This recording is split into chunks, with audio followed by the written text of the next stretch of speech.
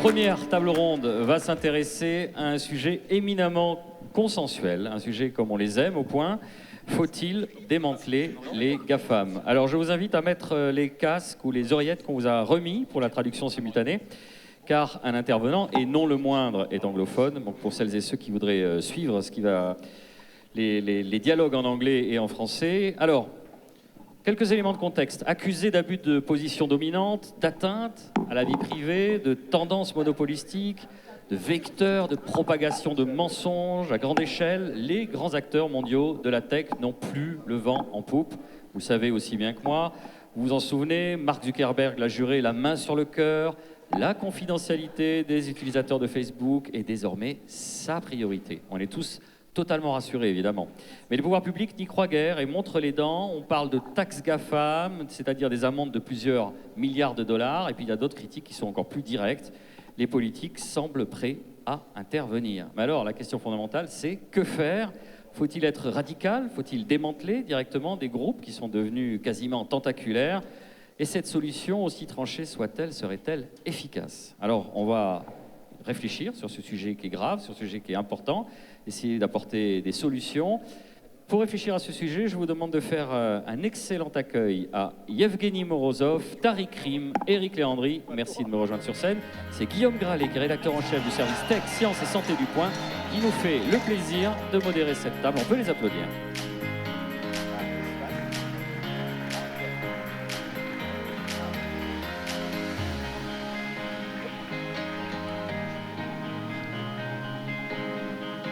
Merci beaucoup. Merci à vous tous d'être ici. C'est une question essentielle et cruciale d'actualité à laquelle on va essayer de répondre aujourd'hui. C'est une question qu'on retrouve également dans Le Point, puisqu'on a eu la chance d'interviewer Margaret Vestager et on lui a posé la question notamment du démantèlement des sociétés qu'on utilise tous les jours, qu'on connaît tous, Facebook, Google notamment. Et on a la chance aujourd'hui d'avoir à nos côtés Evgeny Morozov. Evgeny, qui est un écrivain biélorusse qui habite aujourd'hui en Italie, qu'on peut retrouver sur The Syllabus, qui est un média d'information extrêmement intéressante et qu'il peut être très intéressant de lire. Tariq Krim, donc Tariq se bat depuis de nombreuses années pour un web différent, des technologies différentes. Il a lui-même créé plusieurs entreprises, NetVibes par exemple. Et aujourd'hui, il est à la tête de Dissident.ai et il a participé à The Copenhagen Catalogue. Ce sont des réflexions très intéressantes sur une manière différente de concevoir et peut-être, j'allais dire, de consommer la technologie. Tariq défend également l'idée du slow web, un web différent. Eric Léandri, Eric a co-créé Quant. On était en 2011, ça a été en ligne 2 ans plus tard. Aujourd'hui, vous présidez Quant, qui est une alternative à Google, une alternative où on nous promet que lorsqu'on y va plusieurs fois, eh bien, on n'enregistre pas toute notre navigation. Pour autant, Quant n'est pas une ONG, Quant gagne de l'argent. On va demander à Eric comment il veut faire pour continuer sa progression. Est-ce qu'il peut survivre sans le démantèlement de toutes ces grandes entreprises américaines et chinoise. Et pour commencer cette table ronde, je voulais poser la question à Tariq sur cette... Est-ce qu'on vit aujourd'hui, Tariq, toi qui as connu le web à ses débuts, un monde différent technologiquement? Mais je crois surtout qu'on est... bonjour d'abord, je suis ravi d'être présent ici à Toulouse de nouveau. Je tenais quand même à le préciser avant d'entrer dans le vif du sujet. Je crois en fait, on est entré dans un monde qu'on ne comprend plus. Alors, il n'y a pas que dans le numérique. Hein. En général, on est rentré dans un monde d'une complexité extrême, un monde où on est en permanence sollicité à réfléchir à tout, à rien, surtout à rien d'ailleurs. Et surtout, on est entré dans un monde où la plomberie numérique, tous ces outils, ces algorithmes, tout ce qui existe autour de nous, est totalement illisible. On parle souvent de black box Internet, de l'Internet boîte noire, un Internet qui, contrairement à ce qu'on peut imaginer, alors quand on voit l'histoire de l'Internet, il y a 30 ans à peu près, en Europe, on a créé 30-35 ans 2 technologies essentielles. La première, c'est Linux, qui est désormais l'outil qu'on a sur tous les serveurs, que ce soit de Google à Baidu, et on a inventé le web. Et curieusement, ces 2 technologies ont échappé en Europe, parce qu'en fait, à l'époque, on pensait que le diesel propre était plus important que les nouvelles technologies. Et donc, finalement, on a laissé cette technologie s'échapper aux États-Unis, et elle a pris le monde par surprise. Et 10 ans plus tard, 20 ans plus tard, il y a à peu près 10 ans maintenant, il y a une 2e génération d'Internet qui est née autour de l'iPhone. Et là, à la différence du web, qui était quelque chose d'ouvert, tout a été créé dans le secret des laboratoires. Donc on a des appareils qui sont totalement fermés, on ne sait pas vraiment comment ils fonctionnent. D'ailleurs, on ne peut plus même changer la batterie, puisqu'on n'a plus le droit de modifier quelques pièces que ce soit de ces appareils. Et on a construit et laissé grandir cet écosystème de manière totalement incontrôlée. Et il y a 10 ans, en fait, le terme de GAFAM, Google, Apple, Facebook, Microsoft, n'existait pas, tout simplement parce que ces sociétés avaient des métiers très spécifiques. Et ce que la révolution mobile a permis, c'est de concentrer les pouvoirs de l'ensemble de ces sociétés dans nos mains. Voilà. Et donc ça a créé un monde qu'on ne comprend plus, qu'on ne contrôle plus, et qui a donné, d'une certaine manière, les résultats qu'on connaît, donc que ce soit les élections américaines, que ce soit le Brexit, j'en parlerai qu'une seule fois, c'est ici, et surtout un monde d'algorithmes où on est constamment manipulé, notre conscience est manipulée par les informations que l'on reçoit au bon moment. Donc en fait, un monde qui n'est plus du tout transparent. Et donc, une des choses qui semble importante avant d'entrer dans le débat, évidemment, de démantèlement de ces sociétés ou pas, c'est dans quel monde veut-on vivre? Et pour l'instant, avant d'aller plus loin, et ça devrait être la question numéro 1 des politiques, quelle vision veut-on, notamment en Europe, puisqu'on ne veut pas être comme la Chine où tout le monde est analysé en permanence par des caméras, on ne veut pas être dans un modèle américain où l'individu est une base de données, on est devenu un fichier Excel dans lequel on pioche ce dont on a besoin. Donc on veut construire quelque chose de différent, un endroit où on peut vivre harmonieusement avec la technologie. Ça nécessite avant tout de se poser la question, dans quel monde veut-on vivre? Et cette question de la vision, je voudrais la poser. Merci beaucoup Tariq, et merci beaucoup d'être si fidèle à Futurapolis. Je voudrais la poser à Evgeny, dont on peut saluer au passage le fait qu'il parle énormément de langues. Il comprend pas mal le français, il parle l'italien, il va apprendre le chinois. Et juste avant de laisser la parole à Evgeny sur sa vision, je voulais vous présenter un petit mot d'excuse d'Isabelle Baudry qu'on avait, qui est elle aussi une grande entrepreneuse du web et qu'on avait invitée, qui n'a pas pu être avec nous aujourd'hui, elle le regrette.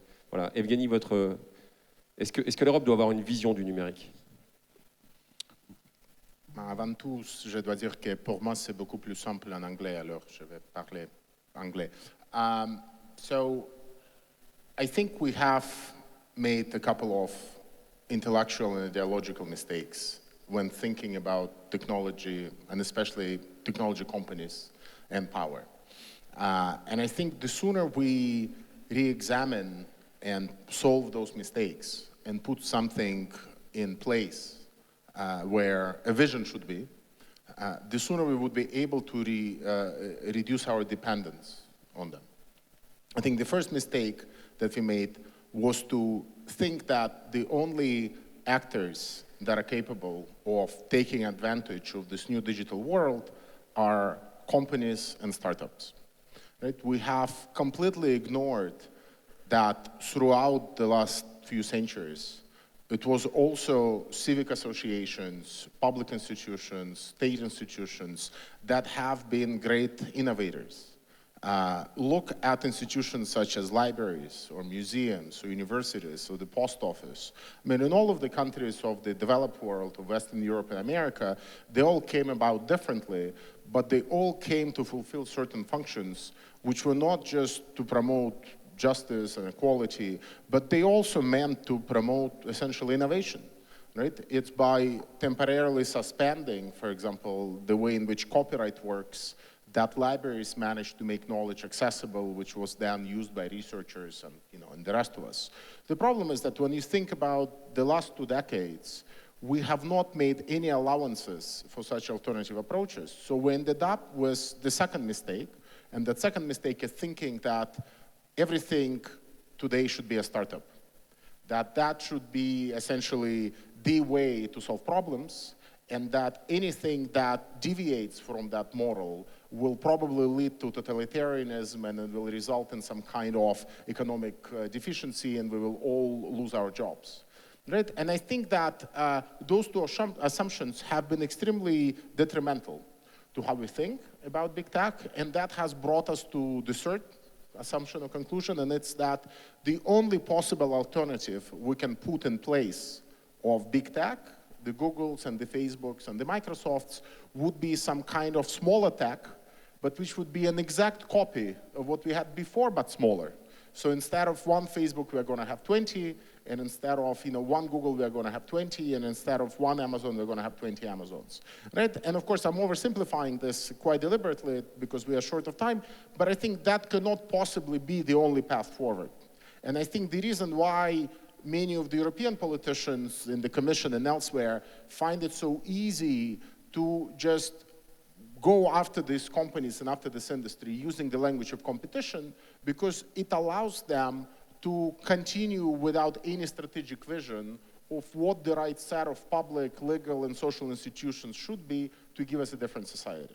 And it's not their fault, it's the fault of our overall kind of political system, because we cannot imagine what a digital world that's not dominated by startups and companies could be, and how it can be some kind of a successor to, for example, the welfare state that we have built using a very different set of tools and set of logics. So my final point is that we should essentially be able to recover this ability to think in institutions, to engage in this institutional imagination of some kind, and to think what would be the equivalent of the welfare state, of the library, of the post office, of the university in the 21st century. And that would be the only way for us to also open up new sets of questions. Who should own this infrastructure? Who should pay for it? How we should tie it to our fiscal system? Who should own the data that's generated by citizens? Should we have collective rights over it or individual ones? I think we cannot answer those questions if our only vision is fixated on producing more and more startups that can somehow solve all these problems through competition. I think it's a step in the wrong direction. Thank you. Merci beaucoup, Evgeny. Alors, Eric, est-ce qu'on a manqué de vision? Est-ce qu'on a manqué d'imagination? Est-ce que vous, quand vous avez créé Quant, vous pensiez déjà à la citation de Montesquieu sur qu'il ne pouvait pas y avoir d'exercice du pouvoir sans limitation du pouvoir, ou c'était vraiment pour créer un autre monde? Quelle classe, citer Montesquieu, c'est pas mal. Sinon, on peut faire Marvel, grand pouvoir, grande responsabilité, les deux, ça marche. Non, mais juste pour revenir au centre de ce qui vient d'être dit, moi, je trouve très intéressant un point très simple. Est-ce que vous connaissez la différence entre vous et la version américaine ou chinoise ou russe, d'ailleurs, des choses? Nous, c'est l'Europe. Vous êtes des citoyens, vous n'êtes pas des consommateurs. Donc, en tant que citoyen, vous avez des droits. Vous avez le droit qu'on protège votre vie privée, c'est l'article 12 des droits de l'homme. Vous avez le droit qu'on fasse attention à vos datas, qu'on vous aide à être mieux soigné et qu'on apporte de l'éducation à vos enfants. C'est le principe même d'être citoyen en Europe. Et donc, être citoyen en Europe, si on remet ça au centre de l'histoire, si on remet nos valeurs au centre de l'histoire, on s'aperçoit de quelque chose d'assez fort. On ne fait absolument pas la même chose en Europe que dans le reste du monde depuis toujours. Depuis toujours. Donc à partir de maintenant, il faut juste regarder les choses réellement. Qu'est-ce que vous voulez pour le futur de vos enfants? Qu'est-ce qu'on veut pour le futur des nôtres? Est-ce qu'on veut tout simplement avoir une meilleure possibilité d'être mieux soigné, de meilleure éducation, une meilleure façon de vivre et une façon de vivre ensemble qui correspond à nos valeurs? Si c'est ça, alors il faut des alternatives qui correspondent à nos valeurs. Donc la question, c'est pas est-ce qu'on s'est trompé ou est-ce qu'on ne s'est pas trompé. Il faut juste comprendre que quand on n'applique pas les valeurs européennes, on va forcément plus vite, beaucoup plus vite. Parce qu'à partir du moment où la data et l'argent est au centre de tout pour une accélération, et bien comme vous devez accélérer, vous devez avoir de l'argent et vous devez avoir de la data. Et cette data va générer de l'argent, et c'est le principe même d'un GAFAM à la fin de la journée. Côté chinois, c'est différent, ils ont besoin de contrôler. Pour contrôler, il faut de la data. Même si c'est eux qui payent, ils vont vouloir contrôler, donc il faut créer toute cette numérisation pour le contrôle. Mais à la fin, ce contrôle global donné à quelques-uns génère un argent fou.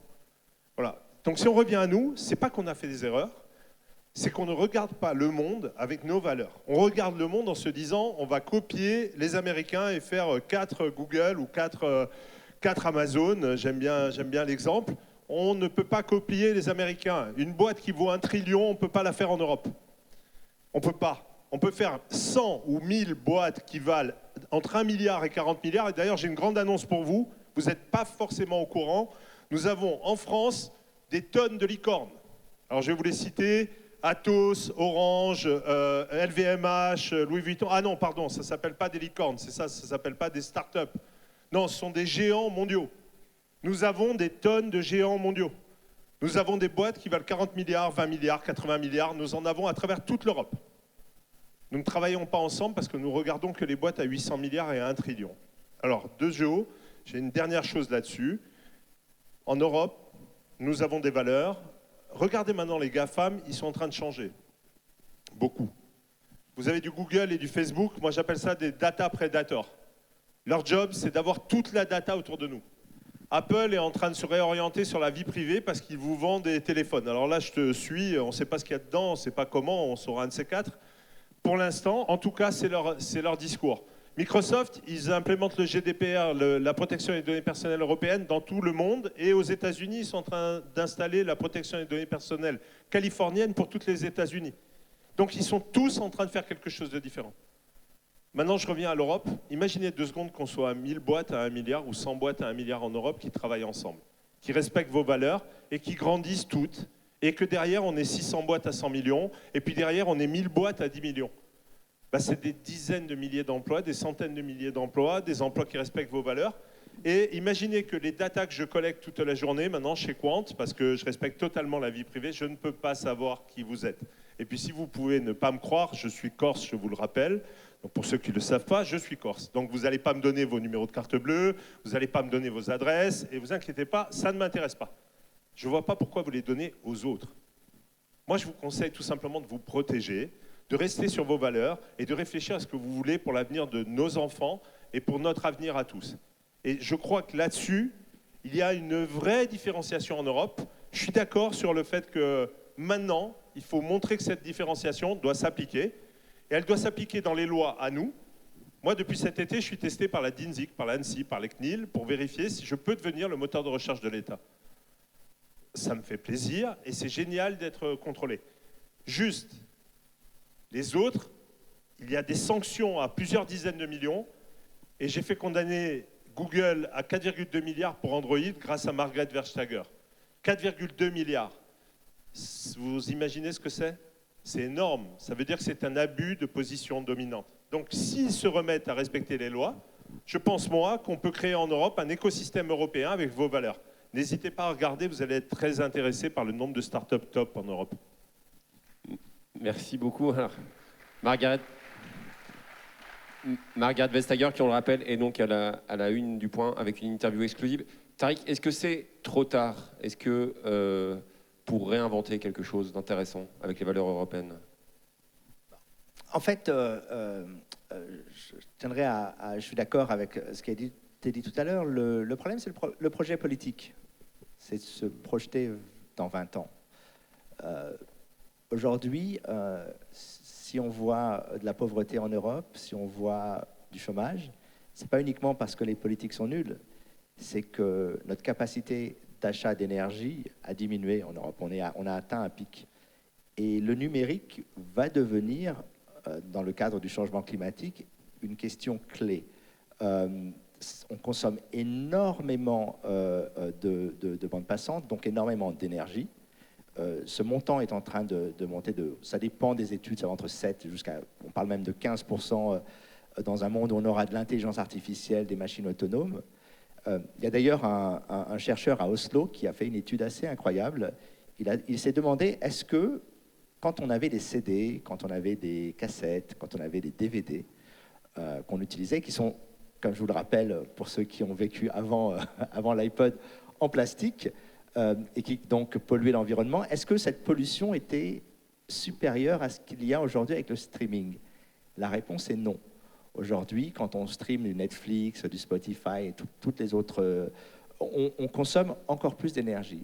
Donc déjà, il y a une première question qui va se poser, c'est est-ce qu'on peut continuer à augmenter, on parle souvent, les embobineurs du numérique vous parlent de l'exponentialité des technologies et d'un monde qui n'arrête pas de croître. La réalité, c'est que ce n'est pas vrai. Ce n'est pas vrai dans le monde physique et ça va être aussi un problème dans le numérique. Donc déjà, une des choses qu'il va falloir, et à mon avis, pour laquelle l'Europe devrait être leader, c'est réfléchir à une technologie beaucoup plus sensée, beaucoup plus apaisée, beaucoup moins violente en termes de consommation.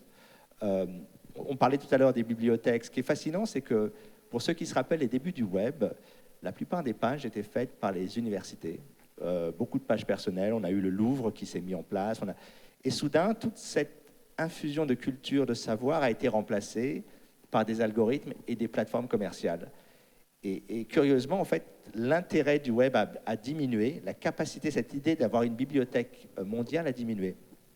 Donc, une des questions qu'on doit se poser en Europe, c'est comment construire à la fois un numérique qui soit beaucoup plus sobre en termes de consommation énergétique, qui soit beaucoup plus ouvert sur les écosystèmes culturels, artistiques, qui soit beaucoup plus proche de la population.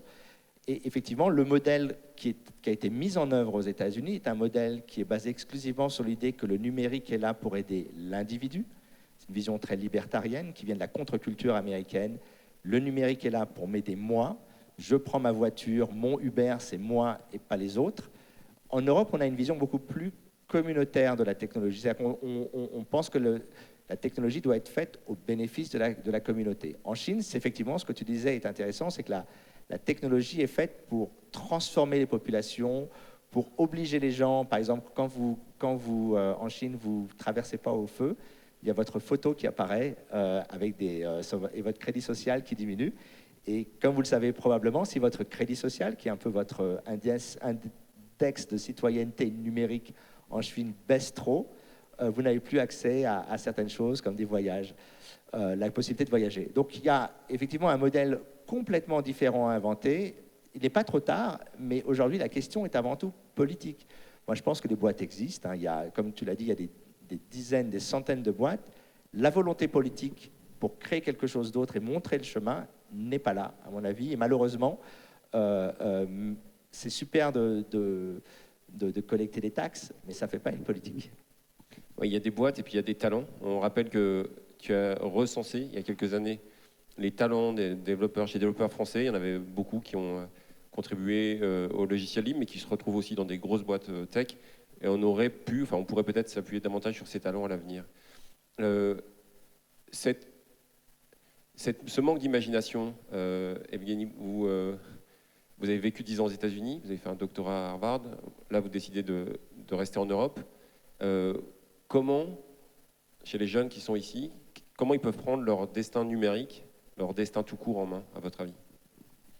Well, I agree with what Tarek has just said about the primacy of politics in this domain, but I think we also have to start asking questions historically. Why did we end up in a situation where Europe is now squeezed between the Chinese big tech and the American big tech?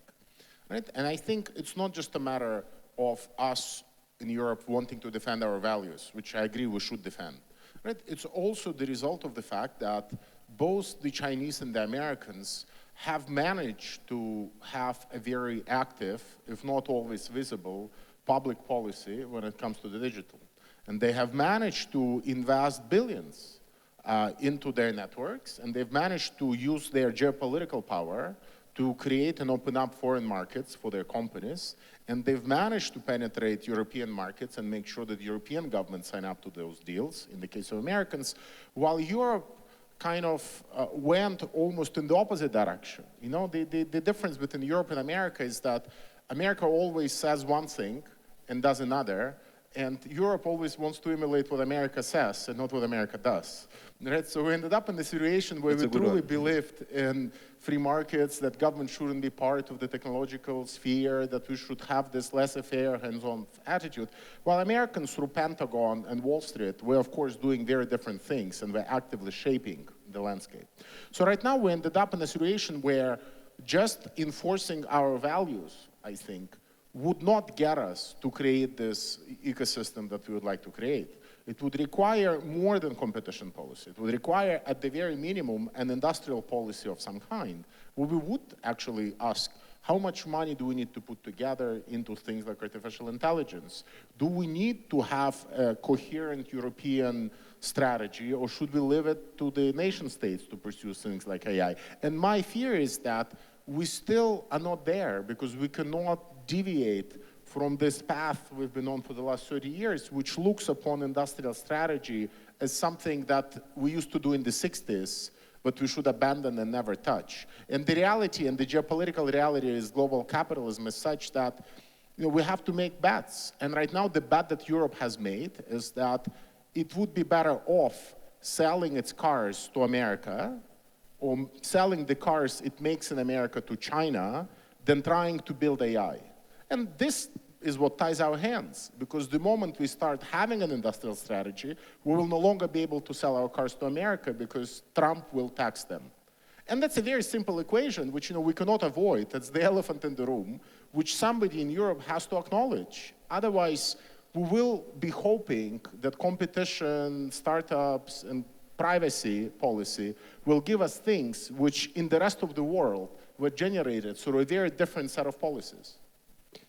Merci beaucoup. Et on voit en fait dans les pays où on arrive à avoir une alternative à Google, que ce soit la Russie avec Yandex, la Chine bien sûr, eh bien, est-ce que la création d'une souveraineté numérique repose essentiellement sur des facteurs culturels?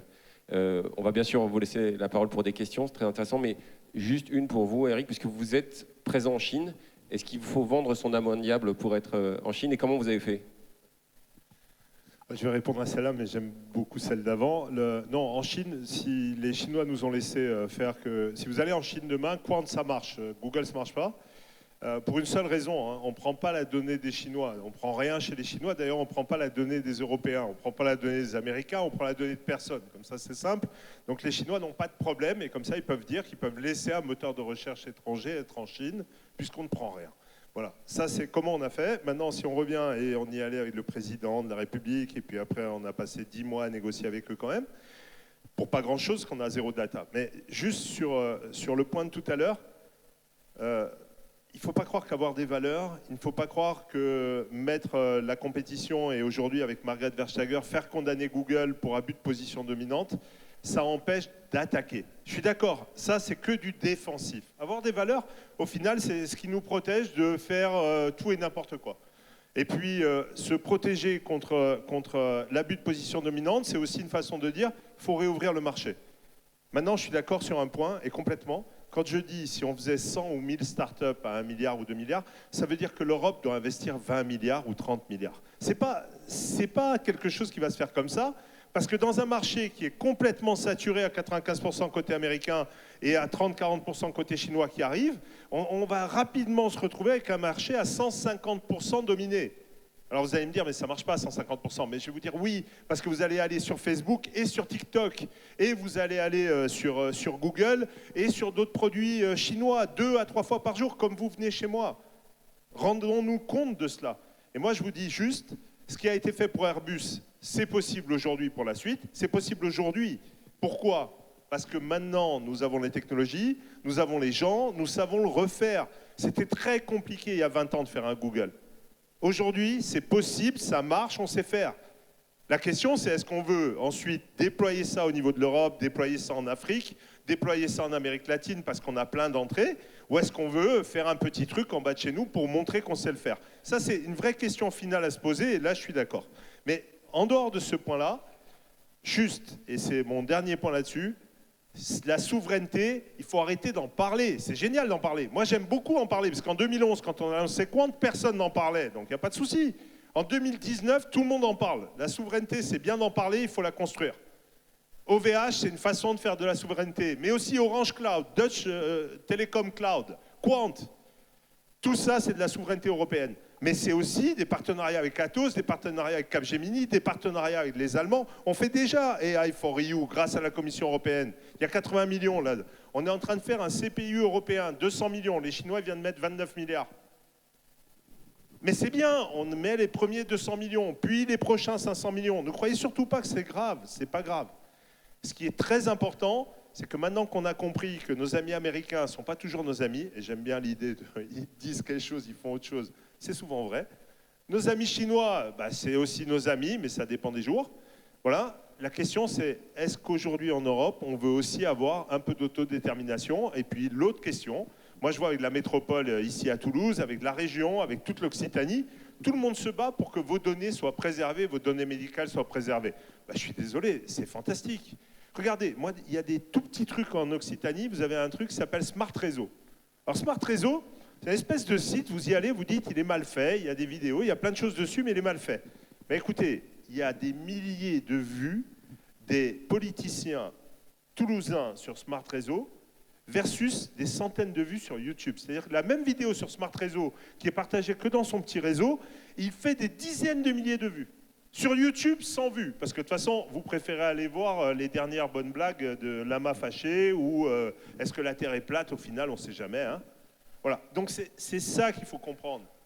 Il faut regarder la réalité des chiffres et ce qu'on peut faire tous ensemble. Et je pense qu'on peut vraiment faire aujourd'hui tous ensemble. Tariq, tu voulais rebondir?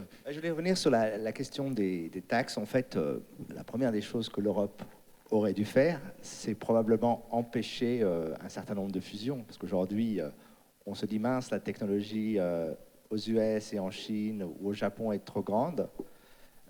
Donnez un exemple tout bête. Savez-vous que l'ensemble des puces de tous les téléphones, iPhone et autres, sont développées et pensées en Angleterre? Il y a une société qui s'appelle ARM, qui depuis des années a construit tous les processeurs qu'on a quasiment partout. Sa société a été achetée par SoftBank. Pourquoi l'Europe a autorisé SoftBank à acheter un des outils essentiels de la souveraineté numérique européenne? Google est en train d'acheter Fitbit. Est-ce que la Commission européenne va laisser le deal se faire ou pas? Donc, dans des cas très concrets, on aurait dû, quand Facebook a acheté WhatsApp, maintenant on dit « Ah, on regrette, on aurait pas... » Et en fait, sur la plupart des cas où l'Europe a son mot à dire, elle a ce droit de veto, elle ne l'a pas exercé. Alors, un des problèmes que l'on a quand on parle de vision, d'aller dans tous les sens, ce qui est malheureusement le problème, quand on vous dit qu'il va y avoir un plan IA de 100 milliards ou des choses comme ça, en fait, ce qu'on vous dit, c'est rien, on ne sait pas pourquoi, comment. Quels sont les points forts que nous avons en Europe, et j'allais même dire en France? Je vais donner tout simplement 3. Éducation, culture, santé. Ce sont 3 domaines. Culture, et c'est évident, les musées français sont une des raisons pour lesquelles les gens viennent en France. Comment se fait-il que les industries culturelles n'aient pas réussi à s'organiser pour en faire un leader en France, aux États-Unis, en Afrique? L'éducation, aujourd'hui, ça va devenir un des éléments essentiels. Pourquoi n'est-ce pas une priorité à l'international? Et enfin, la santé. Moi aussi, comme Eshveni, j'ai vécu aux États-Unis, et il y a 2 endroits où je n'ai pas envie d'être malade, c'est en Chine et aux États-Unis. On a quand même des systèmes qui fonctionnent bien, même si, pour être très honnête, on ne s'en occupe pas aussi bien qu'on devrait. Cette vision que l'on a, ce qu'on appelait l'État, le welfare state, mais qui est finalement l'État-providence, qui est toutes ces choses qu'on a inventées après la guerre pour adoucir nos sociétés. Il ne faut pas oublier que quand on prend la France et les États-Unis et qu'on enlève les prestations sociales en France, la France est aussi dure en termes de rapport riche-pauvre que les États-Unis. Par contre, on a construit tout un environnement pour adoucir ça et s'assurer que tout le monde ait accès à des médecins, qu'on ait accès à des prestations sociales. Pourquoi ne pas transférer dans le numérique cette vision, pourquoi ne pas la transférer déjà pour moderniser notre infrastructure, c'est-à-dire garder le même niveau de qualité, le même niveau d'exigence et d'éthique dans le numérique, et ensuite exporter ce savoir-faire. Parce que quand on exporte du logiciel, on n'exporte pas uniquement du code, on exporte une vision, une manière de le faire, un label, et c'est quelque chose sur lequel on est très bon, mais on ne l'a jamais fait tout simplement parce qu'il n'y a pas de priorité. La priorité actuelle, c'est de copier ce qui se fait aux États-Unis. Ah, l'IA, c'est important. Il y a 5 ans, ça s'appelait le big data. En fait, vous avez ces buzzwords qui viennent tous les 5 ans et on vous explique à chaque fois que la France est en retard, qu'il faut absolument faire quelque chose, et on va investir plein d'argent, et au bout du compte, 5 ans plus tard, on ne sait pas où l'argent est passé. Donc la réalité, c'est qu'aujourd'hui, il faut se poser la question de savoir où on est bon et de mettre le paquet sur ces domaines. Alors, je vais donner 3 exemples, il y en a probablement d'autres, mais ça, c'est 3 domaines sur lesquels je pense que n'importe qui vit en France ou en Europe sait qu'on est bon: culture, éducation, santé. Merci beaucoup. On est bon sur quoi, Evgeny? Et qu'est-ce qu'on peut encore faire, à votre avis? What are the... No, no. C'est- I was too busy clapping, so je n'ai pas compris. Ah, ok. Non, quels sont les points forts de l'Europe? Sur quoi on peut se baser?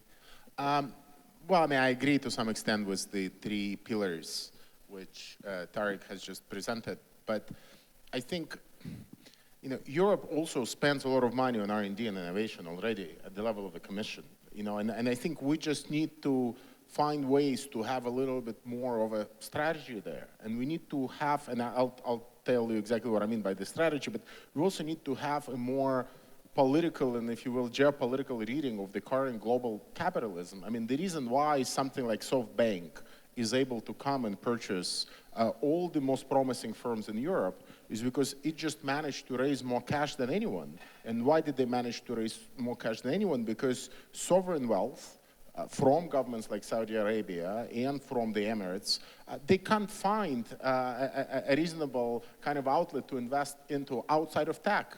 So whoever establishes themselves as the largest platform, they become a magnet for all the idle cash that has only other alternative, and that would be real estate. So it all slowly kind of drips into SoftBank, and then they accumulate it, and then they can do whatever. And if you are a small startup in Europe, I mean, what are your odds of even surviving if you're a successful one 5 years from now? I mean, your most likely future is to be bought by the big tech or to be bought by SoftBank. And that applies, I think, not, and maybe it's not your worst kind of nightmare scenario. Maybe this is what European startups want to do, in part because they cannot see a future that will be a European future, and that will help them contribute in one way or another to restoring that European sovereignty that we all want to talk about. I'll just tell you one little example. So one of the projects I'm affiliated with is this European project called Decode, of which I think Francesca Brie will talk about a bit more tomorrow. But it had one partner. At UCL, University College London, a bunch of academics, and they were the most advanced team in Europe working on cryptocurrencies and blockchain. Right? And they were really a very talented set of academics. They were doing fantastic things. And they were getting a lot of money from the European Commission as part of this project to advance their research. All of a sudden, earlier this year, it turns out that Facebook approached them and hired them and basically acquired this academic center, which became one of the key ingredients into this Libra cryptocurrency that Facebook has launched. And then the question is, how stupid should Europe be to keep pouring money into this research efforts only to see them being then overtaken by Facebook? And unless we have an answer to that question, I think we can forget about European sovereignty in the technological sphere. Thank you. C'est très clair. Tariq, je te laisse réagir juste avant, très rapidement. Eric, je ne crois pas que le futur, en tout cas à court terme, de Quant, ce soit de se faire racheter par des gens de la Big Tech ou d'avoir des gros investissements de SoftBank. C'est quoi Quant dans 10 ans? Écoute, Quant dans 10 ans, si on a réussi, c'est 5 à 10% du marché européen, peut-être 15%. C'est quelque chose qui peut être en bourse en Europe, qui peut vivre tranquillement et qui peut partager de la data avec les citoyens autour de nous, parce que cette data et cette intelligence artificielle peut être distribuée à chacun d'entre nous et fait suffisamment d'argent pour pouvoir réinvestir et continuer à faire des partenariats. toujours avec du partenariat. Juste petit point, il a raison Tariq, culture on est bon, médical on est bon, et le dernier point tu étais sur éducation on est bon. Juste, c'est la même chose. Si vous voulez travailler sur la culture, sur le médical ou sur l'éducation, vous devez l'indexer. Vous devez créer le pool de qu'est-ce que c'est la culture européenne, le médical européen, les données européennes en éducation. Vous devez tout indexer. Vous devez ensuite rajouter de l'intelligence artificielle par-dessus et créer des services. C'est toujours la même chose. Les plateformes font que ça. Donc arrêtons de dire on fait de la culture, du médical et de l'éducation. Disons-nous, on fait de la culture, du médical, de l'éducation et tout ce que vous avez envie de faire. Tout, y compris du paye, y compris autre chose. N'ayez peur de rien parce que si Courant peut prendre des parts de marché à Google, vous pouvez tous prendre des parts de marché dans des secteurs où il n'y a pas encore de GAFAM. Donc simplement, c'est toujours la même chose. Regardez la techno pour ce que c'est. C'est la même chose. En faisant un moteur de recherche, vous pouvez faire de la culture, de l'éducation et du médecin. Et donc, comprenez juste ce que ça veut dire en dessous. Et quand on comprend le en dessous, on comprend qu'on ne peut pas vendre à Facebook des gens qui sont super avancés, comme on ne peut pas laisser Facebook arriver à Paris, n'avoir jamais fait d'AI, prendre 15 personnes à l'INRIA et 5 minutes après, être le numéro 3 du monde en intelligence artificielle. Il n'y a que des Français. Que des Français sortent tous de l'INRIA. Sauf qu'eux, on ne peut pas les payer pareil. Donc, arrêtons de se poser des tas de questions. Agissons. Allez, on y va, on le fait, ça marche.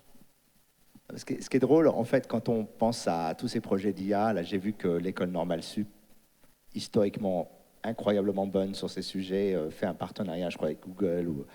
C'est que, je vais être un peu polémique, moi je suis d'accord avec Peter Thiel, qui est le fondateur de Palantir et le conseiller de Donald Trump.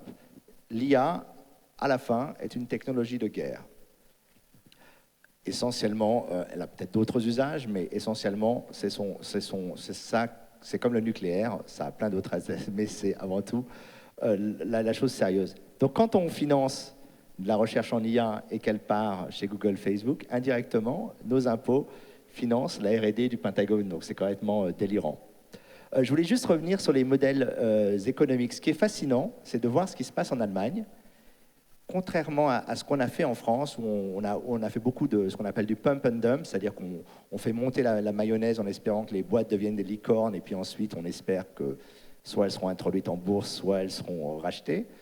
Vous allez voir en Allemagne beaucoup d'entreprises de taille moyenne, des Mittelstand, qui font 100 millions de chiffre d'affaires, qui sont dans le numérique, qui sont des boîtes plutôt familiales, qui travaillent sur le long terme, et qui, et ça c'est une vraie force de l'Allemagne qu'on n'a pas ici, travaille avec les grands groupes.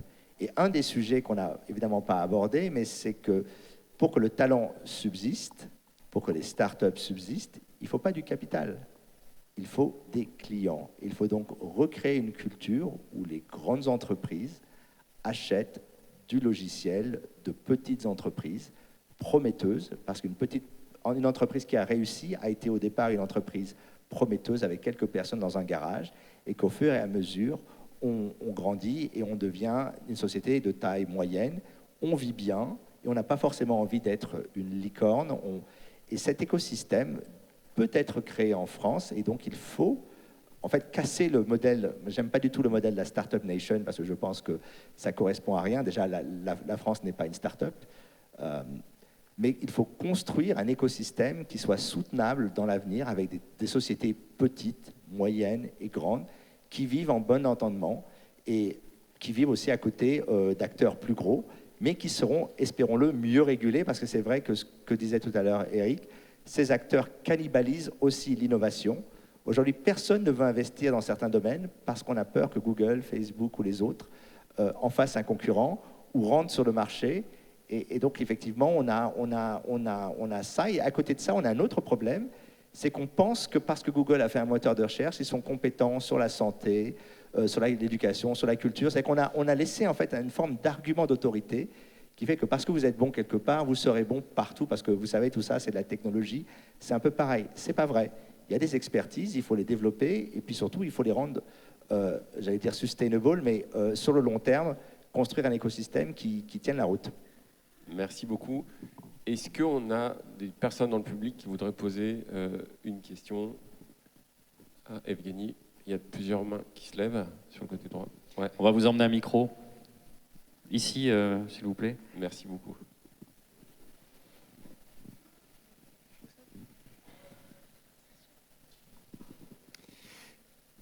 Je peux y aller? Ok. Allez-y, monsieur. Juste une question simple. On a beaucoup parlé d'investissement, de millions, de milliards, etc., etc. J'ai pas entendu parler de considérer les données, les data comme des biens communs. Ça résonnait un petit peu. Je sais qu'Evgeny Morozov a travaillé là-dessus. Ça serait quoi démanteler les GAFAM à partir d'une politique de revendication des données comme biens communs? Qu'est-ce qui s'est passé dans les dernières années sur cet argument-là? Merci beaucoup. Evgeny? Should I answer now? Yeah. Well, I think, look, I don't see a contradiction between talking about multi-billion investments and treating data as a common source, a common good of some kind, because ultimately data in itself is not very useful unless you manage to connect it to something else, right? So right now it feeds into machine learning, right? And feeding it into machine learning is what eats so much cash. I think, if Karl Marx were to write Das Kapital today, he would probably point to artificial intelligence as one industry which shows you how irrational and wasteful capitalism is. Because what you have right now are 5 American firms and 5 Chinese firms dumping, $10 billion a year each on teaching their systems to essentially do the same, recognize photos of cats from photos of dogs, photos of cars from photos of traffic lights, all to end up with the same set of functions. Right? Because ultimately, this is what they'll get in the end. It becomes a generic, almost commoditized service, which some of them who got there first might have a lid in, like Amazon. Right? And I think that we should really be able to articulate a different model of data and AI as public goods, and that would require some funding, but I'm absolutely sure it would require far less funding than what we are currently wasting. And once we do that, then it's a matter, I think, of very clever public policy of how we are going to make access to that data, but also to services built on top of it, including artificial intelligence, accessible. Maybe startups or smaller SMEs that we discussed will get access for free, but big companies and telcos will have to pay. Maybe NGOs will get a grant to work with that data and that AI. I think all sorts of models are possible, but first we need to establish some control and ownership over that layer. Unless we have that ownership and control, I think we will not be able to have any effective public policy on top. Sur le même sujet, Tariq? Ouais. Oui, alors sur la question des données, parce que c'est un terme qu'on utilise en permanence, de quoi parle-t-on? Parle-t-on des données qui sont acquises par un service? Parle-t-on de données qui sont, par exemple, la possession de l'État ou d'une administration? Moi, j'ai toujours une gêne par rapport à ça, parce que la première des questions, quand on parle, par exemple, de monétisation des données, d'accès aux données personnelles ou de repossession des données, ça veut dire qu'on accepte par défaut l'idée qu'on puisse extraire des données. La première des questions qu'on devrait se poser, avant de se poser la question de à qui appartiennent ces données, c'est: doit-on extraire des données? Doit-on créer un système, ce que Shoshana Zuboff appelle le capitalisme de surveillance, où on extrait en permanence des données des utilisateurs pour prédire leurs futurs achats, leurs futurs comportements politiques, économiques, socioculturels, etc. Ou est-ce qu'on ne devrait pas tout simplement interdire ou offrir la possibilité de ne pas récolter les données? Donc pour moi, c'est un débat qui est très large, et à mon avis, une chose que l'Europe devrait faire, c'est quand on voit les dégâts de ce qu'on appelle la publicité comportementale, c'est-à-dire la publicité qui analyse la façon dont vous vous comportez, qui a été utilisée lors de l'élection du Brexit ou de l'élection de Donald Trump, ce qu'on appelle le behavioral micro-targeting. On devrait tout simplement interdire ces pratiques, parce que le bénéfice quand on voit les dangers que ça représente pour la démocratie, pour l'idée même d'avoir un rêve commun, d'avoir même un message commun, un discours commun, est extrêmement important. Et donc je pense que l'Europe doit se distinguer du modèle américain et chinois, justement par l'idée que l'accès aux données n'est pas une obligation, c'est qu'on n'est pas obligé de faire de numérique en extrayant des données. Merci beaucoup. Il y a une question au fond. Il va falloir qu'on tranche parce qu'il y a le temps juste pour une question. Ah, d'accord. Bonjour. Je me permets d'adresser cette question au cofondateur de Quant. Excusez-moi, j'ai oublié votre nom. Je suis vraiment désolée. Eric. Je comprends très bien votre argument sur les valeurs, la citoyenneté, le fait que, ok, la Chine contrôle sa population, on parle de permis à point à l'heure actuelle, de dire que oui, en fait, ils contrôlent en la protégeant, entre guillemets. Les États-Unis voient plutôt les citoyens comme des consommateurs. Le fait est que je veux dire, si on va dans la rue aujourd'hui et qu'on s'adresse aux jeunes, à savoir vers quel réseau, vers quel moteur de recherche ces derniers vont, je ne pense pas qu'ils penseront à des valeurs. Un truc très, très, très bête, c'est qu'on ne lit même pas nos conditions d'utilisation aujourd'hui. Donc, on donne toutes nos données aux Américains. Moi, j'ai vécu en Chine, par exemple, pendant 2 ans. J'utilisais des VPN pour utiliser les plateformes américaines. Un autre exemple, je poserai ma question. En France, il est interdit de faire des tests ADN. Vous croyez que c'est ça qui empêche les gens de le faire à travers les boîtes américaines? Non. Les gens, je veux bien qu'on parle de valeurs. Le fait est qu'il faudrait, pour parler de ça, que tout le monde ait la même vision que vous et qu'il partage ces mêmes valeurs-là. Et c'est là où ça devient compliqué à rassembler des gens, à rassembler les Français, les Européens, à se dire on a des valeurs, on veut que nos données soient protégées, on ne va pas aller chez Google, chez Facebook, sur WhatsApp, sur Instagram, on va avoir des équivalents en France. Mais ces derniers, ils ont déjà nos données, ils nous connaissent mieux que personne. On se bat comment aujourd'hui? Je veux bien utiliser Quant, mais Google sait en premier avis quand j'ai mal à la tête, je vais taper j'ai mal à la tête, je regarde les symptômes. C'est pas Quant, je veux dire la majorité des gens le font, peut-être qu'ils n'ont pas l'honnêteté de l'avouer. Donc on fait quoi? On fait des valeurs, on éduque les gens, on fait de la publicité à la télé pour qu'ils utilisent des Quant, Ecosia, je sais pas. Ou est-ce que réellement on se bat et on vit dans l'autarcie comme les Chinois, on ferme tout, on utilise des VPN. Quelle est la vision? Comment rassembler ces gens autour des valeurs que vous partagez aujourd'hui? En fait, tout ce que vous dites, vous avez raison sur tout et puis vous avez tort sur tout. C'est ça qui est génial. En réalité, vous avez entièrement raison. Qui utilise Google dans la salle? Ne levez pas la main, ça va faire trop de monde. Qui utilise Quant dans la salle? Ça va faire aussi du monde. Vous voyez, c'est pas ça le problème. Je vais vous donner le vrai problème. Le problème, c'est est-ce que vous avez le droit au choix? Voilà. Moi, tous les gens qui viennent de lever la main, ben merci déjà, mais je veux vous dire juste si vous avez le droit au choix. Ce qu'on est en train de vous imposer, ce sont des choix stratégiques et politiques. Si vous avez décidé de donner toutes vos données aux GAFA, il n'y a aucun problème. Juste, ne venez pas pleurer dans 5 ans quand vous payerez 10 fois plus de vos assurances que tous les gens qui ont utilisé Quant pour chercher leurs problèmes physiques et médicaux. Parce que moi, je n'aurai rien revendu et les autres auront tout revendu et ils sauront tout sur vous. Si vous mettez votre ADN de l'autre côté de la planète quand vous avez 1 mois et qu'à 1 mois, on sait que vous avez un risque de faire des cancers du sein parce qu'on a analysé votre ADN, on sera capable de vous donner des assurances plus chères. Ça vous va? Moi, ça ne me va pas. Donc simplement, ce que je dis, c'est est-ce que tout le monde doit choisir Quant? Pas forcément. Choisissez ce que vous voulez. Maintenant, ne vous faites pas avoir comme des gamins. Donc pour ne pas se faire avoir comme des gamins, c'est le droit au choix. Nous, on se bat juste pour le droit au choix. Le droit au choix. Vous devez avoir le choix entre Quant et Baidu. Vous devez avoir le choix entre Google et je ne sais quoi. Vous devez avoir le choix entre ce que vous voulez. C'est ça pour quoi on se bat. Et donc le droit au choix, c'est le droit de défendre certaines valeurs et que vous puissiez les choisir.